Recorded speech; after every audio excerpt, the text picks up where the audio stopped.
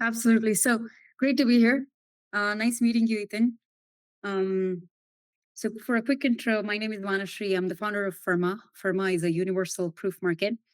Um, and my background is in cryptography. I was working, I was ZK pulled before, let alone ZK in crypto. Crypto was a thing back in the day when I was a little kid in India. So maybe when did I learn? 18 years ago, I first learned about ZK. And ZK has existed for such a long time, right? 1980s. Since then, um, since I after I learned about ZK, I came to the US, did my PhD in zero knowledge proofs and multi-party computation protocols, MPC protocols, with Professor Amit Saha at UCLA, who is one of the world-renowned cryptographers, and it was amazing to work with him. And after that, I worked at a couple of Web2 companies, um, and Mina was happening. It was beginning to happen, and I joined the Mina Protocol very early in the time. Like I think very early employee, so fourth, fifth employee in a small office, and we had a lot of fun for 4 years. After that, I worked on another protocol, another ZK based protocol called Midnight, and along the way, so. Um, I was a researcher when I was doing my PhD, but I have this innate product mindset, and I had thought about um, various I was very aware of problems around and how to solve them, and I have this running list. I still have it in my notes. Running list of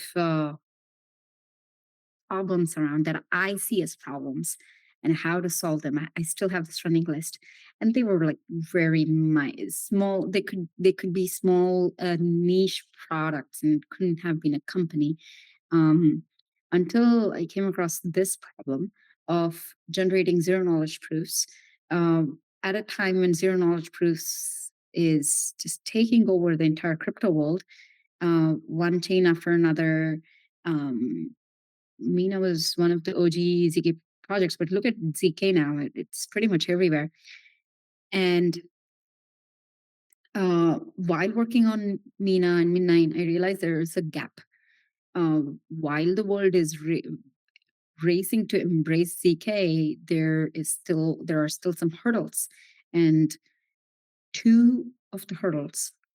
There are two classes of hurdles in embracing it, as it is with any technology. One is adoption pain, and the other one is ongoing pain. The adoption pain is ZK is this esoteric technology. How can there are these DSLs, and um, a developer needs to learn how you would code in them, and have a mental model for what a zero knowledge proof is, how they work. It's the adoption hurdle. ZKVMs kind of solved that problem. And the ongoing hurdles are, once you adopt, you have to bear the cost and user experience down, potential downgrade of a technology that you adopt.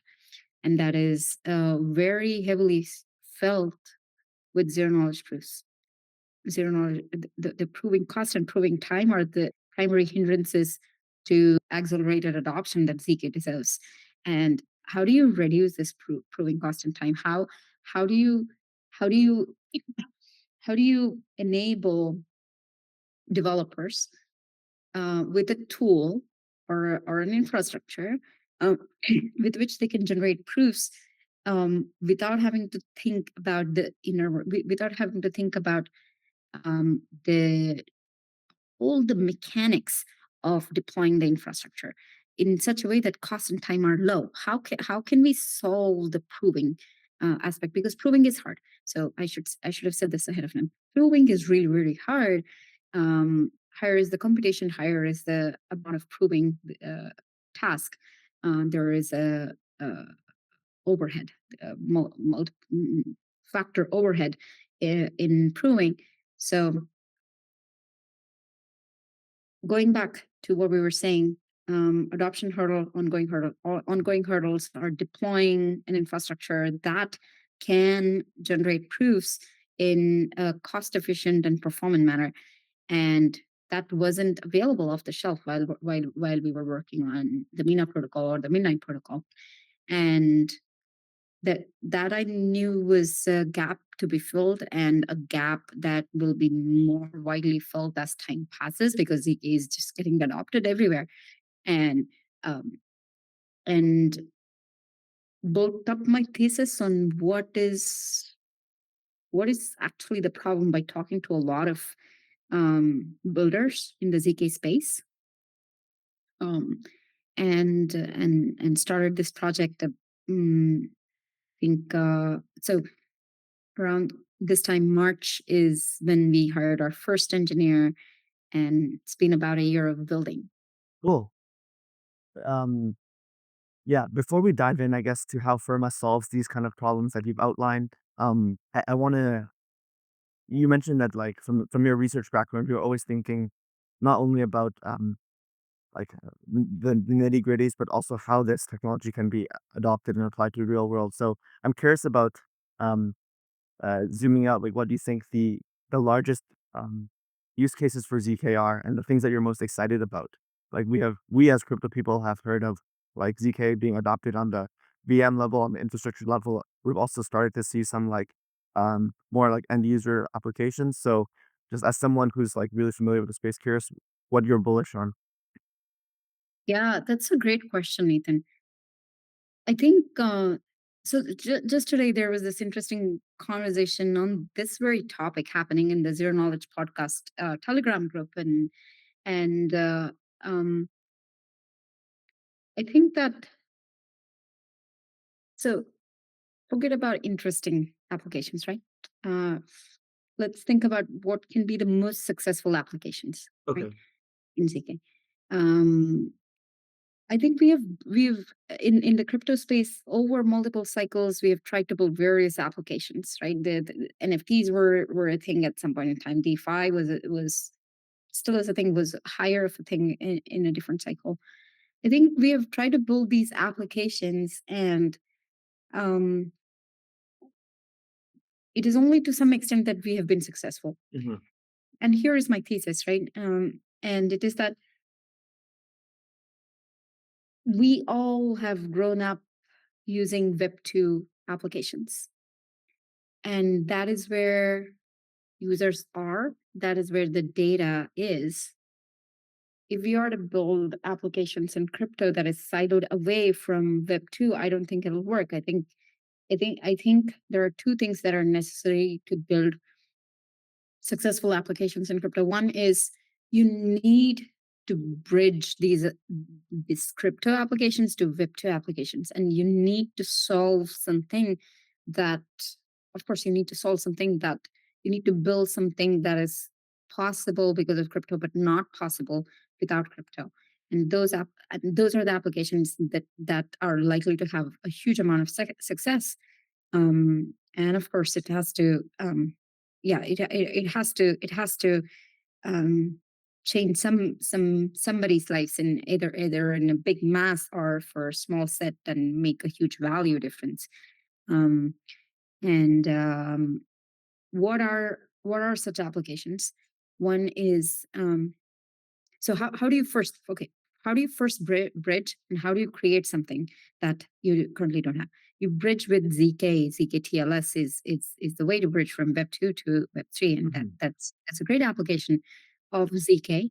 And how do you build something newly in um, Web3 that is not possible in Web2? So um, I'll s- I think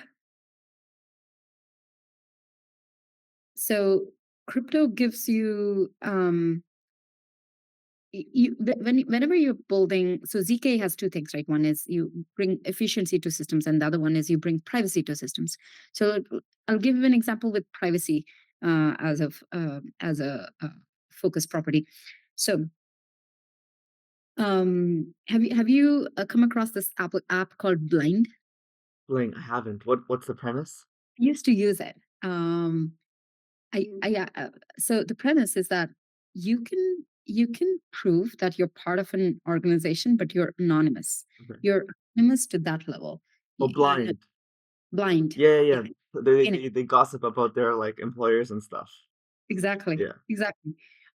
And it is about so product is about meeting the need, right? Mhm, There is people feel the need to have a safe place to voice their concerns or even to gossip, and we all have an innate need to probably gossip and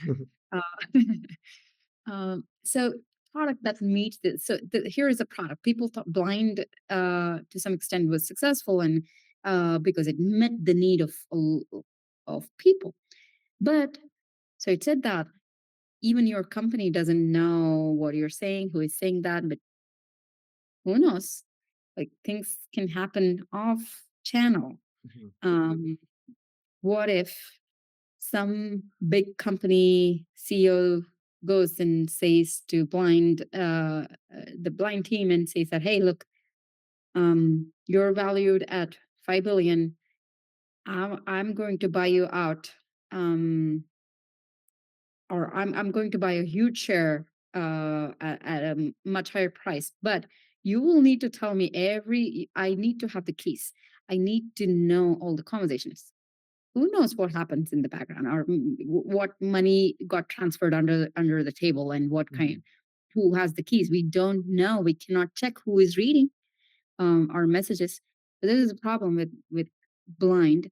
And I think there's a project that is trying to solve this with ZK, where um, I don't know the exact properties of that specific product, the existing product that is a competitor to Blind, but you can think about solving the problem that I just mentioned with ZK, right? Where you prove that you belong to an organization and nobody holds any aspect of your identity. You have you own the details, the other details of your identity. You don't tell it to Blind or any app, and this specific app, even. And you do that with ZK. And here is an example that is possible in crypto where there is no centralized party, but you give you need some sort of immutability. Mhm. Possibly you need to have data management. You need to have um a, s- a P2P network of these people transferring information to each other. Probably of course you can do it on the internet, but the very aspect of removing the centralized party and not having to show your other details of identity is a huge value addition that is not possible in Web 2. Um, For sure. Yeah, I guess, like, privacy is like a property that is, like, very synergistic with the ethos of blockchain, but is kind of, like, opposing to, like, the architecture of blockchain, so I can see how, like, ZK, um fitting in, like, adds, like, a layer of privacy on top of these kind of transparent blockchain systems. And the second thing you mentioned is, like, efficiency, and I know, Ferma's, like, recently I think that kind of relates to maybe, using ZK in, like, VMs and blockchain infrastructure. I know you guys have launched partnerships with some blockchains recently, so I'll yeah, maybe we can direct the conversation to, like, what is Ferma building? Um, yeah, what problem is it solving? And then going into some of the the things you guys are currently working on.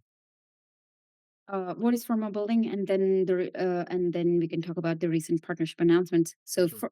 Firma is building a universal proof market. Like we were discussing, proving is hard. You need an infrastructure to generate any kinds of proofs for any chain, for any VM. That is exactly what we're building. The moment any developer embraces ZK, they don't have to figure about the infrastructure. They just send us the proof request and they get the proof. So it's as simple as that. And um, right now we are on testnet, Yes. and mhm, and as far as partnerships are concerned, we are super excited to partner with ZK Sync and Scroll Gateway.fm, uh, we recently announced partnerships with Orochi Network and Cypher Network, and we are super excited about these um, projects working with us to generate proofs. Um, let's consider zk sync and scroll specifically, because you were tying this to the efficiency aspect of zk. So zkRollups don't really care about the zk property of zero knowledge proofs. They utilize the succinct verifiability of zero knowledge proofs, where they generate proofs for batches of transactions on an L2 and settle it on L1. And um, you make you make the verification of transactions happening off chain or on an L2 easy because of succinct verifiability of zero knowledge proofs, right? Right. Somebody needs to generate these proofs for these zk rollups, and it's as simple as that. So zk rollups, in their name, zk is such a core thing of what they're building. They need an infrastructure to generate proofs, and we are providing that infrastructure to generate proofs. For zk has a different proof system. They're actually even upgrading their proof system soon, and to Bujam 2.0. Similar story with Scroll. Scroll had a Halo based proof system, and now they have OpenVM and different proofs. Think of different proof systems, different um, uh, products. Sorry, different customers. They can all generate proofs on this one single infrastructure.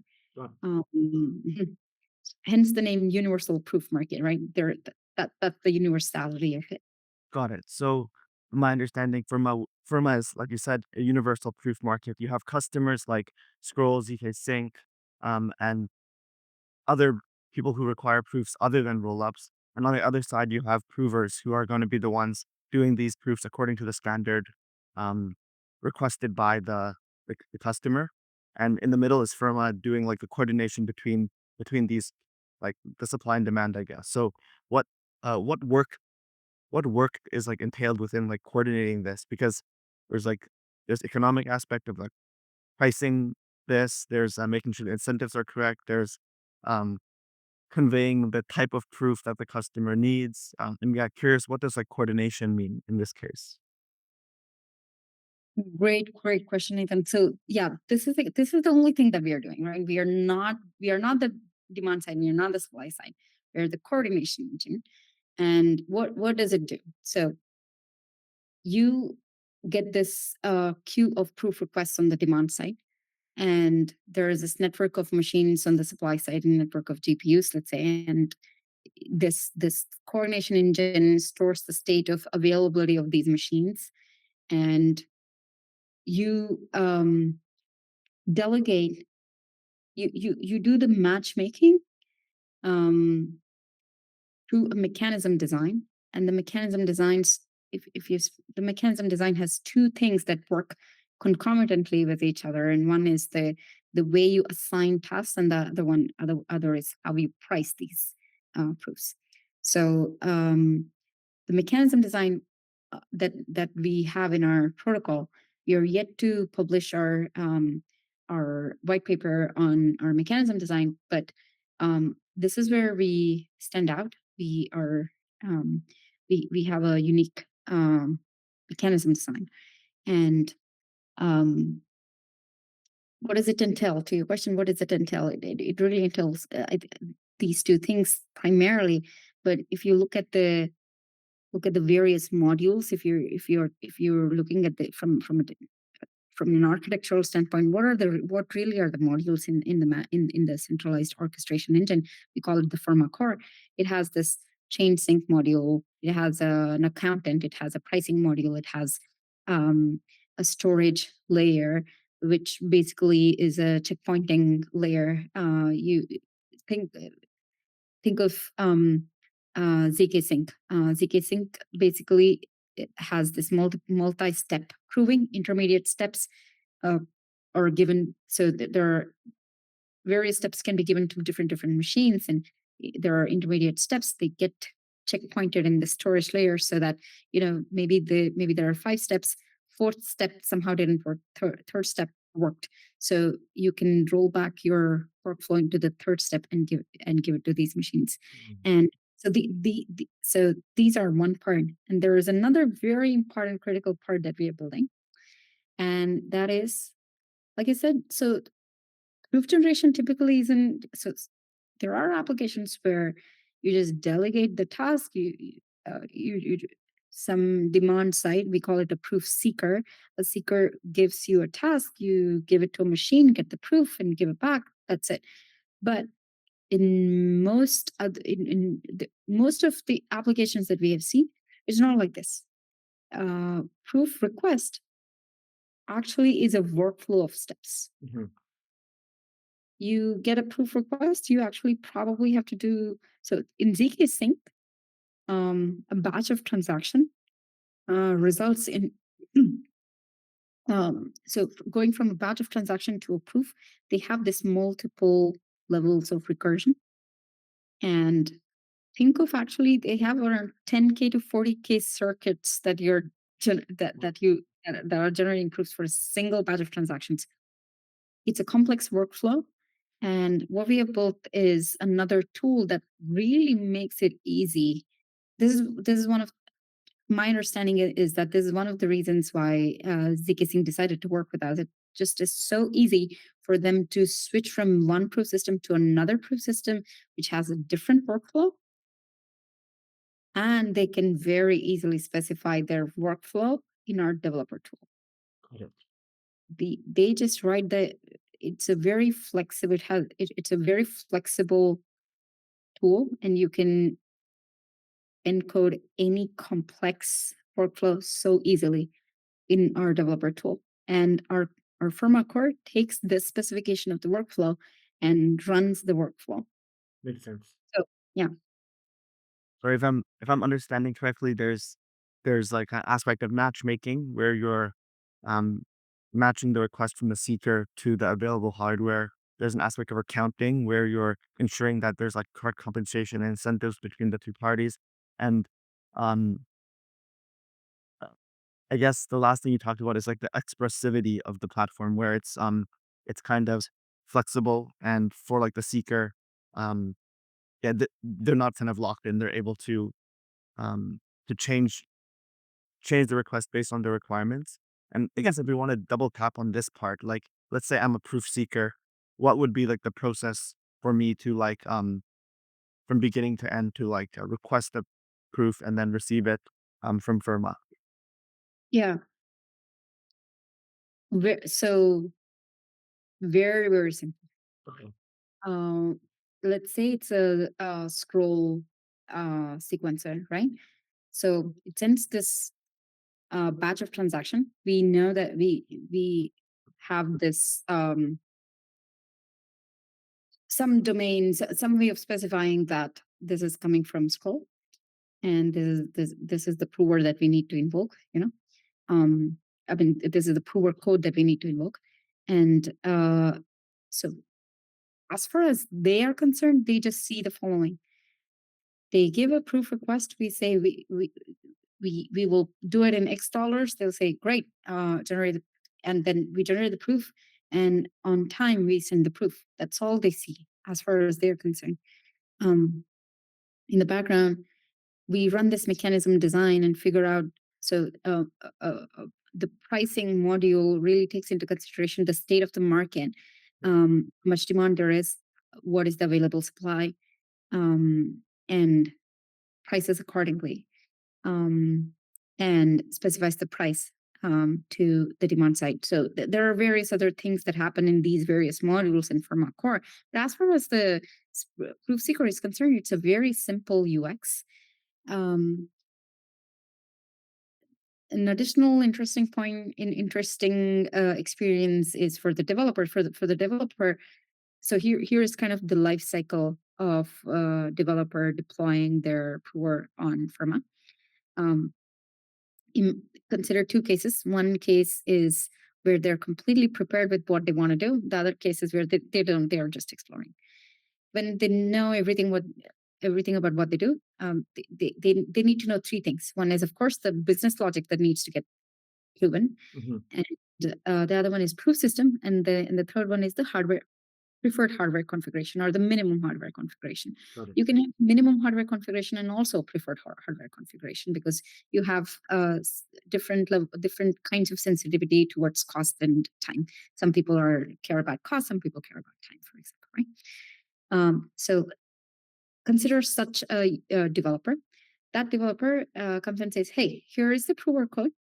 Dockerize it, and then we will just Dockerize it." And they also specify, "Hey, I need two 4090s and 256 gigabits of uh, RAM, 32 CPU cores, blah, blah, blah," right? They specify this entire list. This is the minimum configuration. You cannot run it. Maybe you will run out of memory if you don't have this much. So probably they give us a lower one. They also say, "Hey, look, I have a GCP. I have been generating at $10 per proof so far. You better beat it, otherwise you don't get my business." And we say, "Noted." And we note that down, and then we say that, okay, this we kind of benchmark that and say that of course you can do this in this amount of time, and um let's say it takes let's say it takes us 40 minutes to generate that proof, and on their side it took an hour, and so there is this um, feasible, I can do it within your limit. Mhm. And also on the cost perspective, we check what we have a fair understanding of how much it can cost on our side. Of course it's market dependent, but we still know. And then we say that, so let's say it costs us $4 and for them it costs $10, and we say that doable, we can meet your upper limit, well below that. And we just so they deploy this, and that's it. And um, in the cases where they have a workflow, we say, at least in the past, what we have done is we have handheld the developers quite a bit in writing the workflow, and it's together we quickly write the workflow, and that's it. There's work ends there, and it's a very simple. I specified these components, but it's a very simple experience for a developer there. And the second category is when they don't know what they're up to. Maybe probably they have a sense of business logic. They don't know which proof system. They don't know what hardware configuration, and I'm a huge believer that you have to choose. Typically, you have a range that you're comfortable with for cost and a corresponding range you're comfortable with for, yeah. So you want to find a sweet spot. And to find a sweet spot, you have to think of three things together. You cannot do them sequentially. I think you have to put three things together and modify l- all three knobs and then see where the sweet spot is. What are the three knobs? Hardware. So one is importantly proof system, hardware configuration, and your range, your comfortable range of cost and time. So you have this product input, which is a comfortable range of cost and time, hardware configuration, and proof system. So put different proof system, put different hardware configuration, see where they land in cost and time metrics, where they land. Are you able to hit some sweet spot with the different proof system than the proof system we've been working? So I think it has to be a dynamic um, point finding, um, and we actually help projects figure that out because we don't build a zkVM. Mhm. Mm, we are a credibly neutral proof generation layer, which you can use as a benchmarking layer, which you can use as a layer to find out what is your exact tech stack, what is your proving stack looking like. And once that is done, then you go back to the life cycle that I talked about for a more prepared developer. Makes sense. So, Yeah. so yeah, I think that's the beauty of a free market system that's like flexible, where I'm like seeking to generate some proofs, and um, maybe my business requirements are changing. Like as you said, like when you're trying to find product market fit, um, yeah, you're talking to users, you're constantly iterating, and those changes in the business logic may inform changes on your requirements for the types of proof you need. And this marketplace allows you to um, toggle those switches of like proof system, hardware, and then the range of cost and speed in order for you to find the best fit. And this would not otherwise be possible in a system that is like constrained by specific hardware, specific proof system, specific um, cost, speed stuff. So yeah, I can see the appeal for as a non-developer, I can see the appeal for a developer because I'm like as a product business guy, like you don't know what the market will throw at you. So you need to be able to adjust. This is music to my ears Yeah. because because this is exactly my thesis, Ethan. That upgradability of proof systems. You know, you need to build the architecture. Every component of your architecture. When you're a developer, you have to more rigid your architecture is, it's more likely you'll become irrelevant soon. Mhm.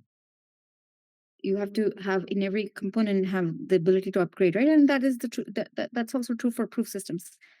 Look at the space of ZK. There is a new proof system every now and then. ZK VMs. We keep discovering new ZK VMs, and it's amazing. Um, a winning, which says, what's the takeaway? A winning proof system today is not a winning, not is likely not the winning proof system tomorrow. How bad is it? It can it's how what a bad decision to make if you are really marrying your product to a proof system. Yeah, Yeah. So you need upgradability. makes I sense. agree. And real quick on the supply side, so um, yeah, how do you guys think about like sourcing that hardware and ensuring like for any distributed system you need to have enough like economic incentive for those guys to participate? So yeah, how does that process look? Yeah. Um, it mainly consists of GPUs. I think I've talked to a lot of experts in the hardware side, and I'm yet to get convinced that ASICs and FPGAs may have a space, especially for ZK proving. So it's GPUs, and we are partnering with Eigenlayer, where Eigenlayer operators are primarily generating proofs, and they bring their GPUs. And part of our mechanism design involves incentivizing these machines to behave correctly because they are staking.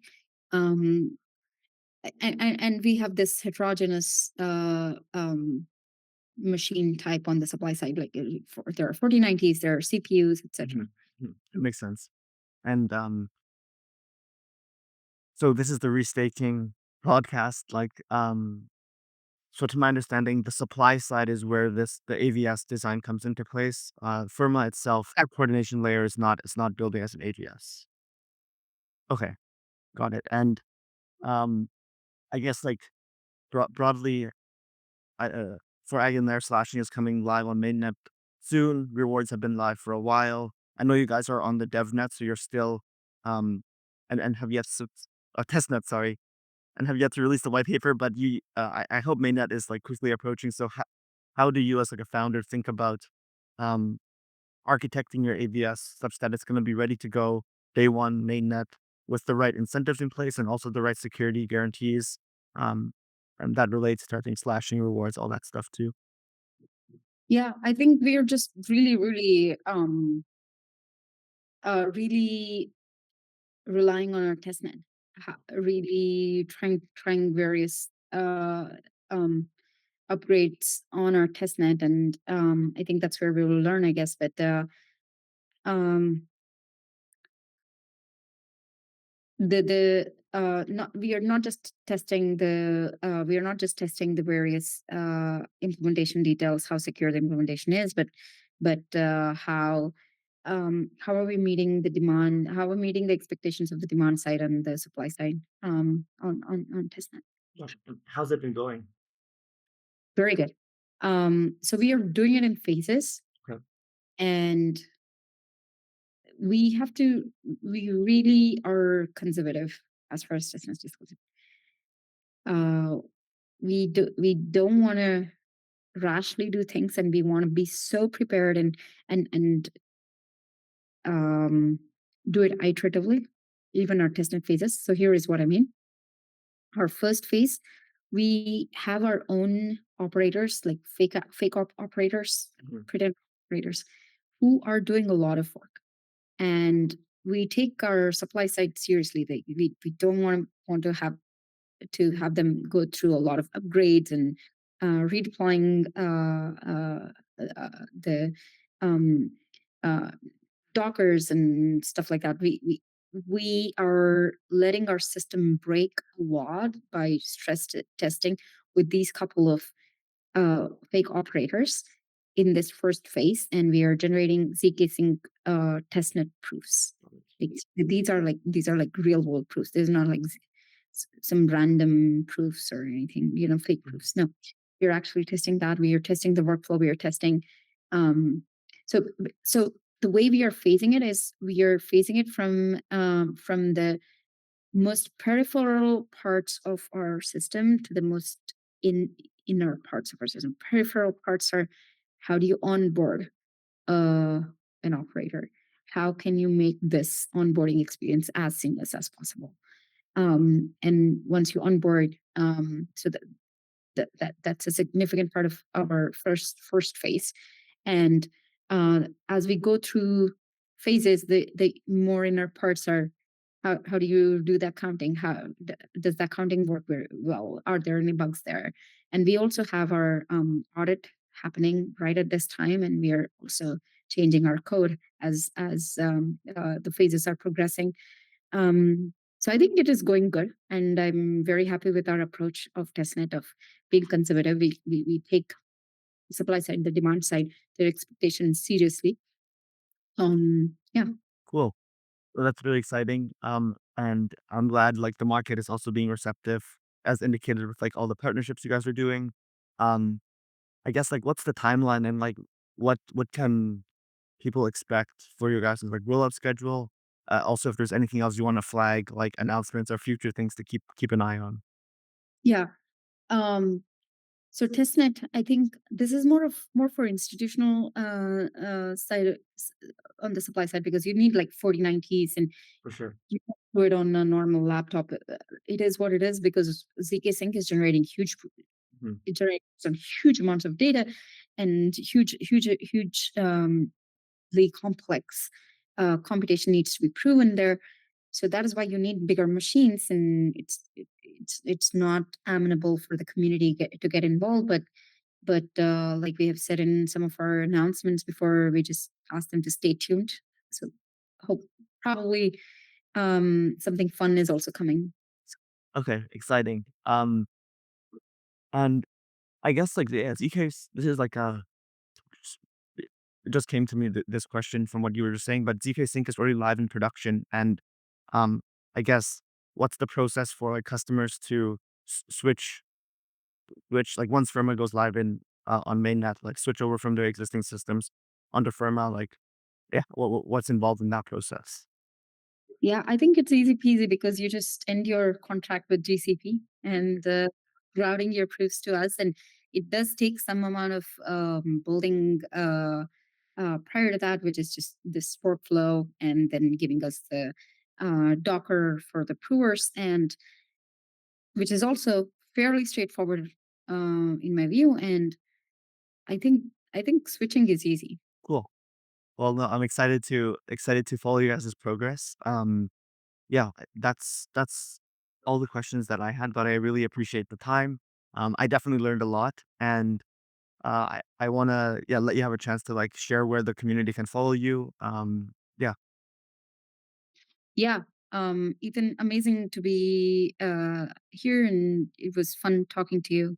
Um, so we are so Ferma underscore XYZ. That's where we are on Twitter, and I think mine is Vanishree underscore Rao on Twitter.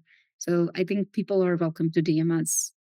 cool. Well, yeah, I appreciate the time. Have a good rest of your day. Thank you, Ethan.